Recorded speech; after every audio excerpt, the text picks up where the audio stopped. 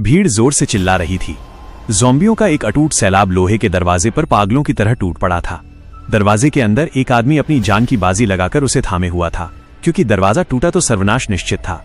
बाकी 5 लोग भी उसी डर में उसकी मदद कर रहे थे। लेकिन मुख्य खतरा दरवाजा नहीं बल्कि सामने की विशाल कांच की दीवार थी। ज़ॉम्बियों का भयानक दबाव अब कांच में तेज दरारें ला रहा था। कांच तेजी से टूट रहा था, मगर उन्हें मजबूरन उसे पकड़े रहना पड़ा। जब हार सामने थी, तब एक सैनिक ने अंतिम दांव चला। उसने गैस सिलेंडर को ट्रॉली में लाया, आग लगाई और एक साथी ने फ्लेम थ्रोअर से उस पर आग उगल दी।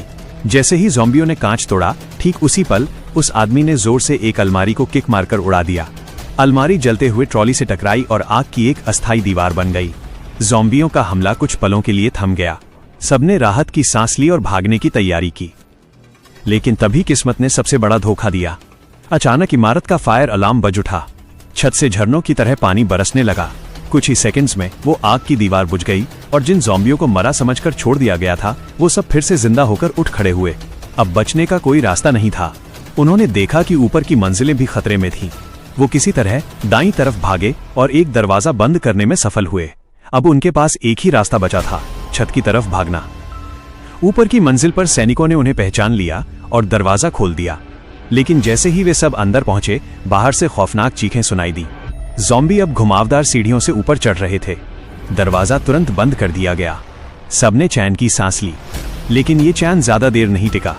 उन 6 में से एक आदमी अचानक बेहोश होकर गिर पड़ा। जब सब दरवाजे की तरफ देख रहे थे, तभी जमीन पर पड़ा वो आदमी अचानक उठ खड़ा हुआ। उसका चेहरा देखकर सबके होश उड़ गए। वो अब खूंखार ज़ॉम्बी बन चुका था। दरअसल भागते वक्त ज़ॉम्बियों ने उसे काट लिया था। एक महिला ने तुरंत अपना हथियार निकाला और हमला किया। आखिरकार एक सैनिक ने बंदूक की बट से मारकर उसे खत्म कर दिया।